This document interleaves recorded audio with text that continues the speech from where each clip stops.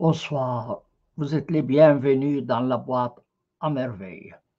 Je vous prie de cliquer sur la cloche pour recevoir les prochaines vidéos et de vous abonner à la chaîne si ce n'est pas déjà fait. Un moment d'empathie envers tous ceux qui souffrent dans notre région, quelle que soit leur religion. Personne de nous n'a choisi sa religion, ni son nom, ni sa famille. Malgré cela, Hitler a exterminé les Juifs parce qu'ils étaient Juifs. Netanyahou extermine les Palestiniens parce qu'ils ne sont pas juifs. Deux facettes de la même monnaie.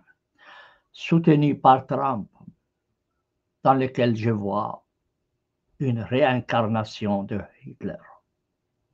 Je le répète, pour moi, Netanyahou et Trump sont une réincarnation de Hitler. Je suis contre Hamas et contre Israël. Je suis pour un seul État, avec des droits égaux pour tous, quelle que soit leur religion, comme c'est le cas de la Suisse, dont j'ai traduit la Constitution en langue arabe à la demande de la Confédération suisse. Ce soir, je voudrais aborder avec vous la question de l'intérêt de la reconnaissance de l'État de Palestine par la France, l'Angleterre et le Canada, probablement d'autres États. Quel est le sens d'une telle reconnaissance? Ils veulent la création de deux États. Mais est-ce faisable? Est-ce faisable? Je vais vous donner les deux points de vue. Un point de vue d'un groupe qui s'engage, comme moi, pour un seul État.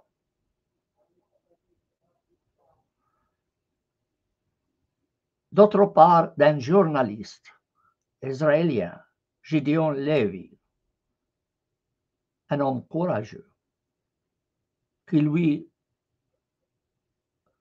compare les ministres de Netanyahou à des nazis. Des nazis. Il a été interviewé par un journal italien.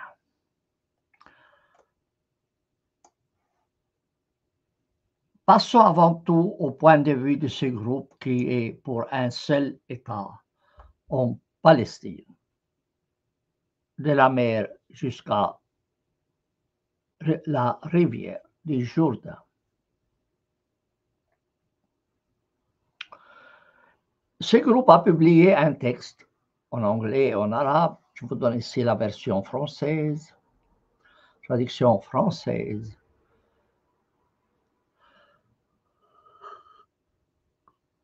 Ce texte est intitulé comme suit: La reconnaissance d'un État palestinien, un pas vers un État démocratique unique. Question.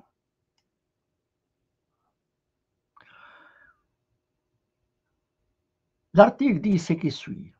Les États recherchent leurs propres intérêts et non ceux des autres. Et la reconnaissance d'un État palestinien ne fait pas exception à la règle.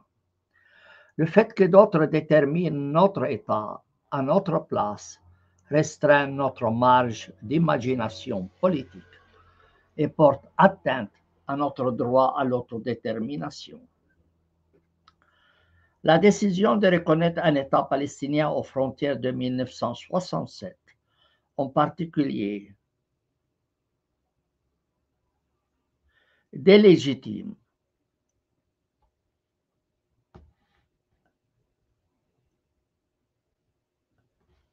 la création d'un seul État. Toute aspiration à établir un État palestinien sur l'ensemble du territoire palestinien, toute aspiration à établir un État palestinien sur l'ensemble du territoire palestinien serait qualifiée de terrorisme expansionniste.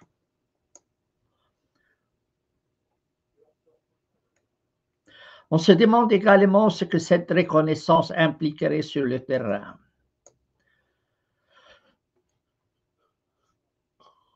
Israël renoncerait-il à son contrôle militaire et économique sur les territoires de 1967 et retirerait-il les colons de la Cisjordanie, y compris de Jérusalem-Est? Ces frontières seraient-elles définies? L'État palestinien aurait-il une véritable souveraineté, y compris le contrôle de la sécurité et d'une armée capable de faire face aux forces israéliennes d'occupation? Et ceux qui font cette reconnaissance, seraient-ils prêts à l'imposer à Israël? En pratique, les déclarations passées concernant la reconnaissance de l'État de Palestine n'ont pas eu d'impact sur la réalité sur le terrain.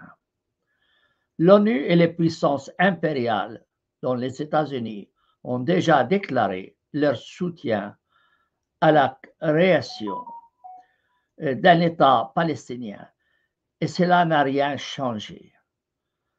Toute reconnaissance future serait probablement une formalité naïve ou malveillante, accordant encore plus de légitimité à la soi-disant autorité palestinienne,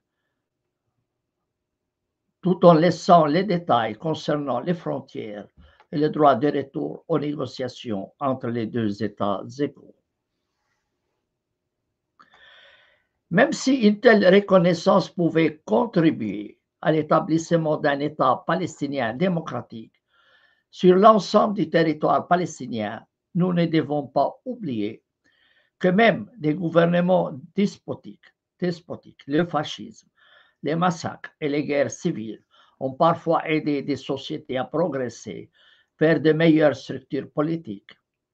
La variante à deux États du sionisme pourrait éventuellement mener à des résultats positifs et nous y remédierons si cela se produit, mais ce n'est pas une option que nous pouvons préconiser. Plus important encore, considérer une évolution future comme favorable ou défavorable à la solution présente comme un facteur influençant le résultat, mais omet le fait que nos décisions peuvent l'utiliser pour influencer ce résultat. Ce cadre qui normalise la soumission passive est extrêmement dangereux. S'il n'y a rien de mal à analyser l'effet d'une évolution donnée, comme nous le faisons ici, nous devons nous concentrer sur la manière de gérer les évolutions actuelles et futures afin d'influencer le résultat. En pratique, cela signifie avoir un objectif clair en tête, la libération, et poursuivre la lutte pour faire pencher la balance du pouvoir en sa faveur. Un aspect important de cette lutte est de se réapproprier le récit et de le centrer sur la solution, à savoir la transition de l'État juif vers son antithèse fondamentale, un État palestinien démocratique du fleuve à la mer. Donc ça, c'est le point de vue d'un groupe, c'est le point de vue d'un groupe qui, lui, lutte pour un seul État. Bien. Qu'il appelle Palestine. Personnellement, c'est à la population de décider quel nom ils veulent donner au cas où ils accepteraient de cohabiter.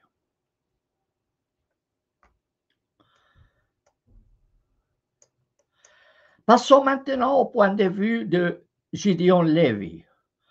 Gideon Levy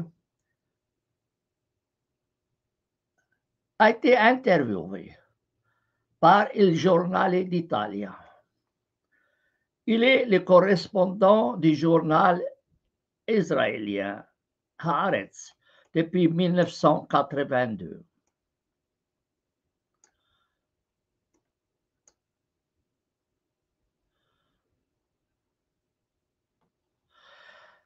Au cours de l'entretien, plusieurs questions liées à Gaza ont été abordées. Levy est l'un des journalistes qui a pris position sur la situation dans la bande de Gaza, parlant ouvertement de génocide et critiquant la politique d'occupation du premier ministre israélien Benjamin Netanyahu.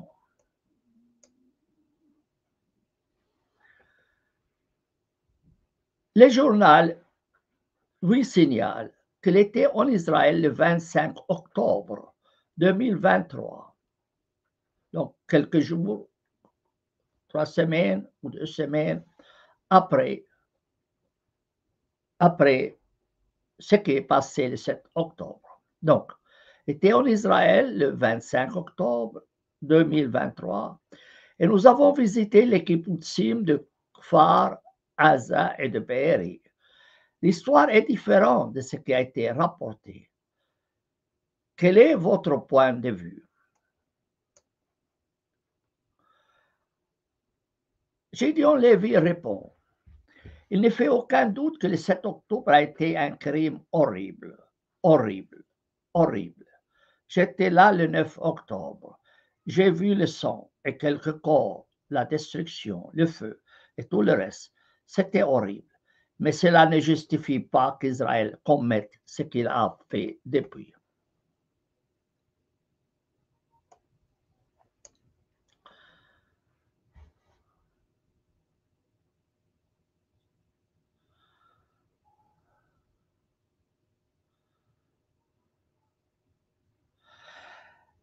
Le journal signale à Gideon Levy qu'il a vu d'immenses murs de béton et des maisons détruites. L'armée israélienne, la population locale nous ont dit que c'était le résultat d'attaques israéliennes utilisant des hélicoptères et des chars. Qu'en pensez-vous?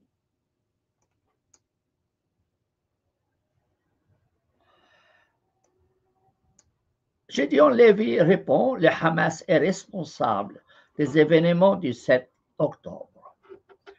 L'armée israélienne est responsable d'un terrible fiasco.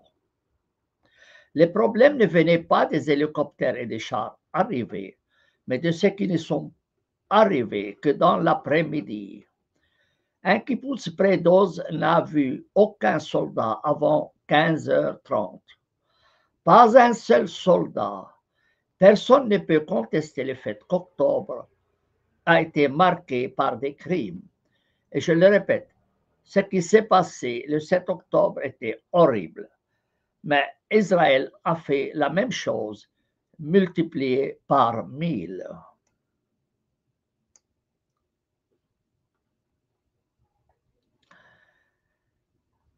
L'armée israélienne a dit au journal que le journal est de l'Italia.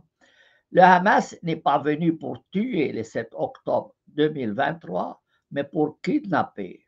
Des morts dans les kibbutzim ont également été causés par des tirs amis de chars et d'hélicoptères israéliens.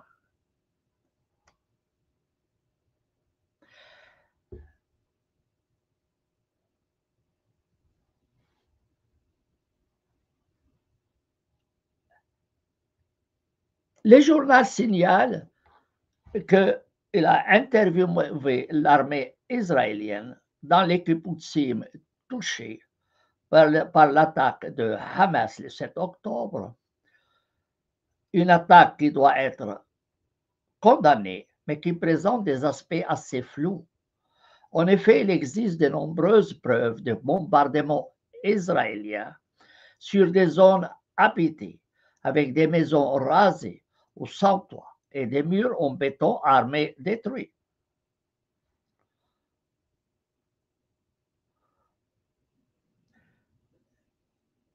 Le journal demande à Gideon Levy pourquoi le monde se réveille-t-il si tard? La France, l'Allemagne, etc.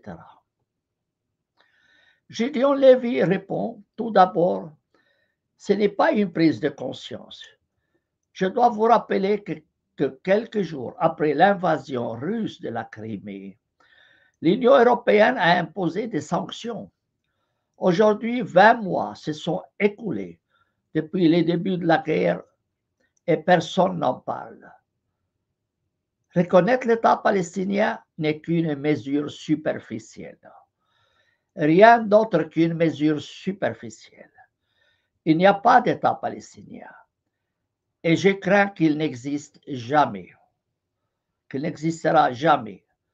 Reconnaître la Palestine, c'est bien beau pour se sentir bien, mais ce n'est pas suffisant. Aucun État palestinien ne sera créé parce que l'Allemagne, le Royaume-Uni, la France ou l'Italie le soutiennent. Avant tout, Israël doit accepter, et Israël est loin de parvenir à la reconnaissance d'un État palestinien. Je ne vois donc pas encore de prise de conscience. Cela devrait passer par des actes, pas par des paroles.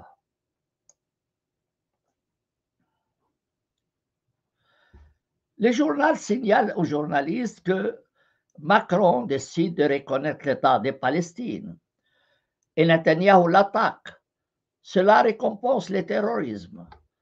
Rubio, ministre des Affaires étrangères américain, dit une gifle pour les victimes du 7 octobre. Avec l'annonce de Macron, Paris rejoindra au moins 142 pays de 193 pays membres de l'ONU qui reconnaissent déjà formellement l'État de Palestine. Donc, signale cela. Et demande aux journalistes, mais quelle action vous envisagez? Et Gédéon Lévy dit, lui, il dit que la reconnaissance, ça n'a aucun sens si Israël ne veut pas la création d'État de Palestine. Ce sont juste des paroles. Il faut des actes. Il dit, mais quel genre d'actes vous prévoyez?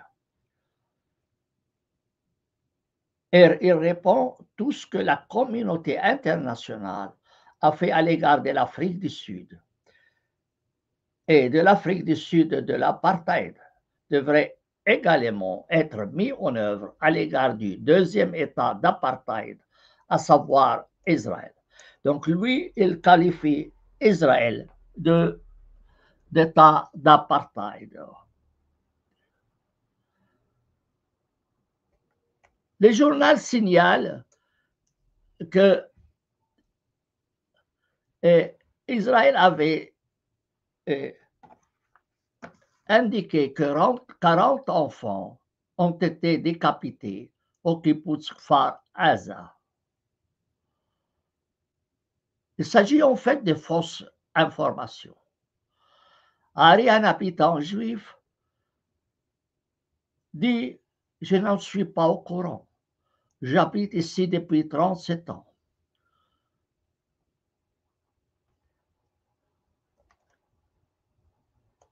Donc c'était un mensonge pour qu'Israël puisse justifier ses crimes contre les Palestiniens.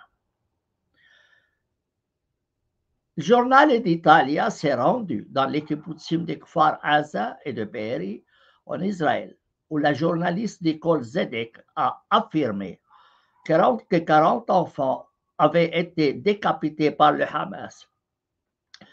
Se basant sur les déclarations du commandant adjoint de l'armée israélienne David Zion, l'absence de preuves et les témoignages recueillis auprès de témoins oculaires de l'attaque réfutent cependant ce récit. Le qualifiant de fake news, propagande de guerre visant à attiser les sentiments anti-palestiniens.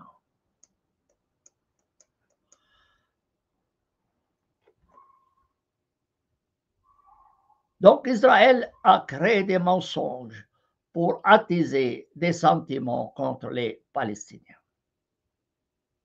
Ce que dit le journal italien. Et le journal demande à Gédéon Lévy pourquoi l'Italie n'a-t-elle pas encore pris position. Et il répond, nous savons pertinemment qu'Israël représente un cas très complexe pour l'Europe. Nombreux sont ceux qui voient encore Israël comme l'avant-poste occidental au Proche-Orient. N'oublions pas non plus la peur des Américains. L'administration Trump punit immédiatement quiconque ose critiquer Israël. Elle s'immisce dans tout ce qui semble nuire ou causer du tort à Israël. Ainsi, la peur des États-Unis, la culpabilité historique et le fait qu'Israël ait été pendant de très nombreuses années le chouchou de l'Occident rend très difficile pour l'Europe de changer d'attitude. Et vous voyez qu'aujourd'hui encore, après 22 mois, alors même que tout le monde comprend qu'il s'agit d'un génocide, l'Europe ne fait pratiquement rien. C'est Gédéon Lévy qui le dit clairement. Question. Pensez-vous que les États-Unis changeront d'attitude sous Trump ou continueront-ils ainsi? Et Gédéon Lévy répond, personne ne le sait. Et même Trump ne le sait pas. Comment puis-je le savoir si Donald Trump l'ignore? Il peut changer aujourd'hui ou un autre jour, mais le fait est qu'il aurait pu mettre fin à la guerre à Gaza en quelques heures s'il l'avait vraiment voulu. Il ne semble pas vraiment intéressé par la fin de la guerre. Alors il continue. Il est le seul à pouvoir vraiment y mettre fin.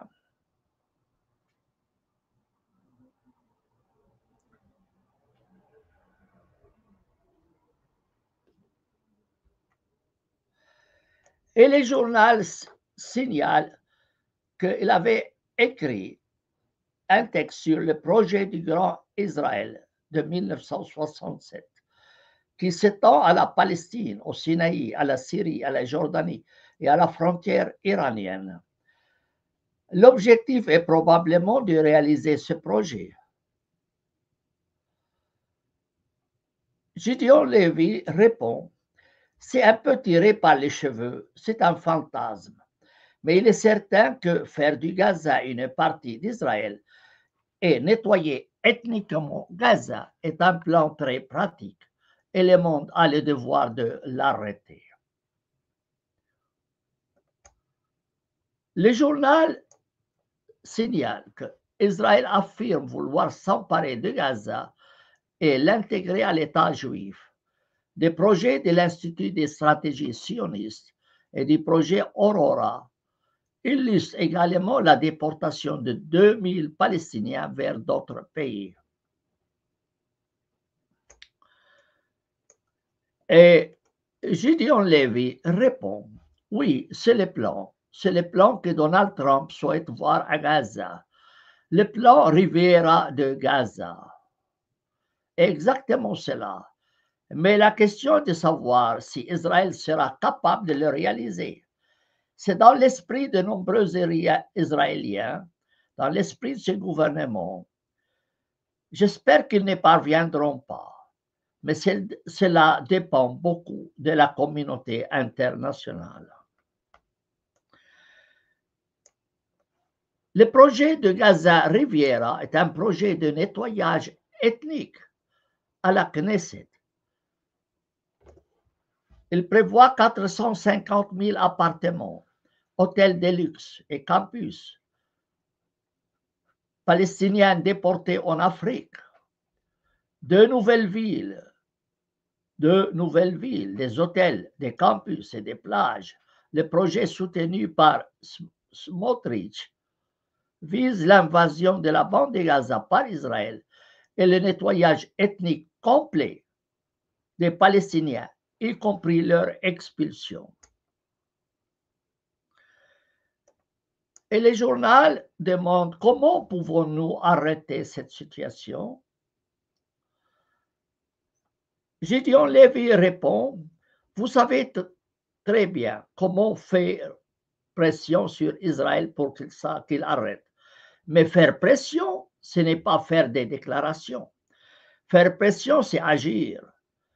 J'ai entendu aujourd'hui que la Slovénie a déclaré qu'elle ne viendrait ni n'achèterait, qu'elle ne vendrait ni n'achèterait d'armes à Israël tant que la guerre à Gaza ne cesserait pas. C'est une mesure concrète. Ce ne sont pas des paroles en l'air. La Slovénie n'est pas assez importante. Mais vous avez là un exemple de la façon d'arrêter un génocide.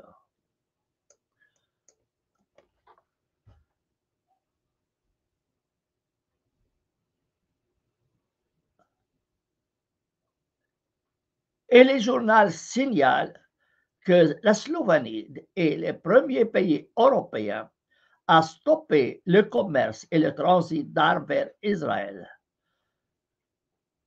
Mais l'Union européenne n'a rien fait. C'est honteux. Gideon Levy dit que cette mesure intervient près de 2 ans après le début du génocide à Gaza et souligne fortement l'inertie honteuse de l'Union européenne. Mais Netanyahou ne semble pas s'en soucier, dit le journal. Nous étions à Jérusalem et à Tel Aviv fin octobre et Jérusalem semblait confinée. Tous les magasins étaient fermés. Il n'y avait pas de tourisme.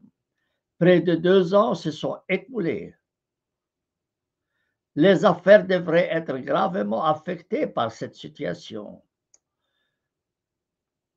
Gideon Levy répond, il s'en soucie moins que vous ne le pensez, et je n'ai aucune explication.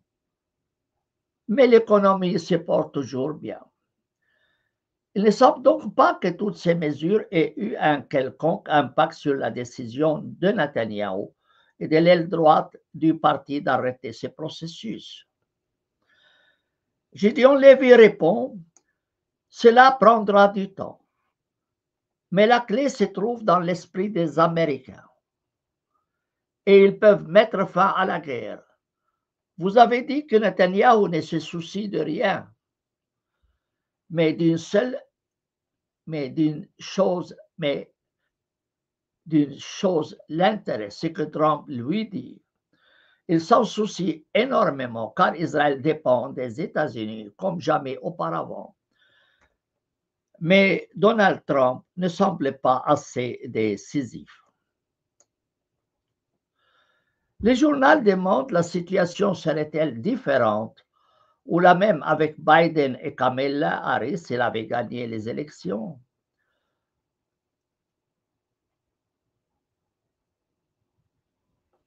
Gideon Levy répond, Biden ne tolérerait pas le génocide, même s'il a laissé Israël se déchaîner avant le génocide. C'est donc très difficile à dire. Je suis sûr que Biden est en colère contre Netanyahou et Israël. Transformerait-il cela en action concrète et en pression réelle? Je n'en sais rien. Question. Pensez-vous que Trump s'est converti au judaïsme? Pourquoi cela semble-t-il être arrivé? Gideon Levy répond, Trump n'a pas de religion. Il n'est engagé que pour une seule chose, lui-même. C'est un narcissique et il fera ce qui est le mieux pour lui. Et il est très difficile de prédire quelle sera sa prochaine étape.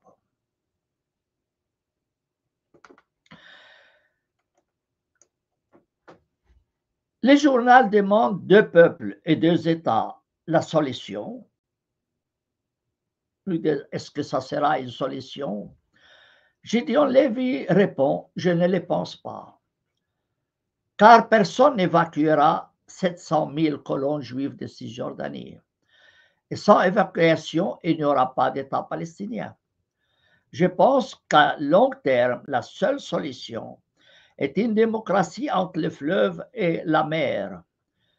Une personne, une voix. Tellement simple, tellement démocratique. Pour l'instant, cela semble impossible, mais j'espère qu'un jour cela deviendra possible, car il n'y a pas de place pour un État palestinien. Les colons ont pris toutes les terres. Le journal dit, vous pensez donc qu'il ne devrait y avoir qu'un seul État israélien où Palestiniens et Israéliens vivraient ensemble? Gideon Lévy dit oui, mais ça ne sera pas un État israélien, mais un État israélien et palestinien. Le journal demande que pourrait être le nom. Gideon Lévy répond, nous aurons le temps d'en discuter, mais au final, c'est la seule solution. Deux possibilités s'offrent désormais à nous, soit un État d'apartheid, soit une démocratie. Il n'y a pas de troisième voie. Le monde, Israël et la Palestine devront choisir. Soit nous vivons dans une démocratie, une véritable démocratie, soit nous vivons dans un État d'apartheid. Le journal demande, vous êtes l'une des rares voix à s'élever contre le génocide. Et ce qui se passe, pourquoi y a-t-il si peu de gens comme vous, comme Netanyahou, alors que tout le monde le soutient?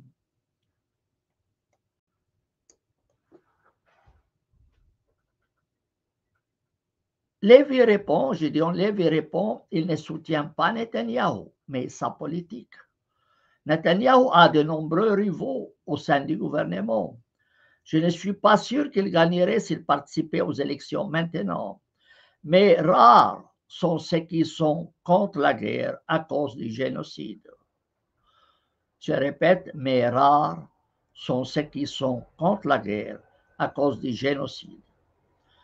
La plupart des Israéliens ne voient pas le génocide, ne l'admettent pas et ne veulent pas en entendre parler. Et les raisons multiples. Le sentiment qu'après le 7 octobre, Israël a le droit de faire ce qu'il veut. Et le rôle des médias qui ne disent rien de Gaza aux téléspectateurs et lecteurs israéliens grand public. On ne voit pratiquement rien de Gaza dans les médias israéliens. Seulement des histoires de soldats, d'otages et de la mentalité du déni qui habite les Israéliens. Le journal répond et demande, avez-vous subi des pressions pour changer votre approche ou votre écriture et votre réflexion sont-elles respectées? Gideon Lévy répond, jusqu'à présent, je n'ai senti aucune pression, ni de la part du gouvernement, ni de mon journal. Je n'ai ressenti aucune pression, mais je me sens très seul. Et deuxièmement, je ne tiens pas cela pour acquis.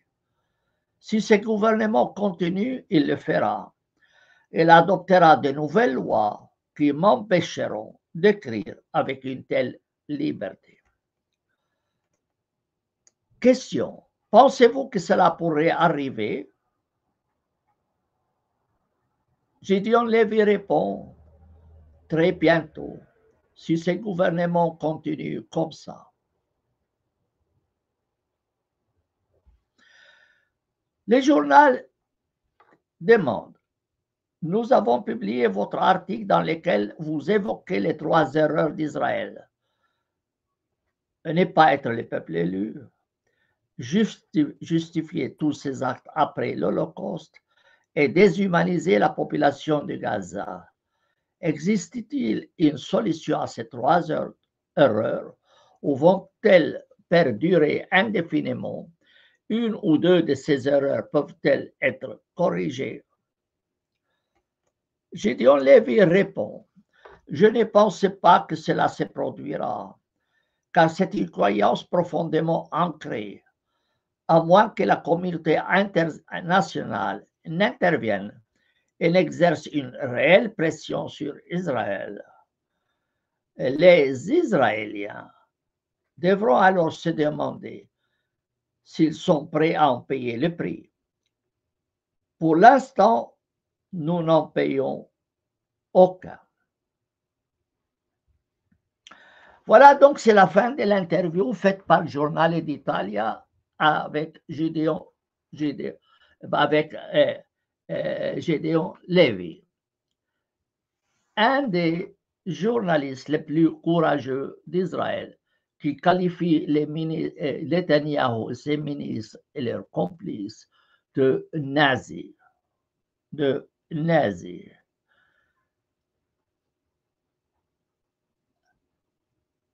OK. Si quelqu'un de vous veut intervenir, il peut le faire. Sinon, on termine ici. Je constate que tous les intervenants dans le chat écrivent en arabe. Bon, alors, à l'exception de Pierre Matrange, qui écrit en français, mais je pense que les autres devraient comprendre le français, je suppose. Bien, alors,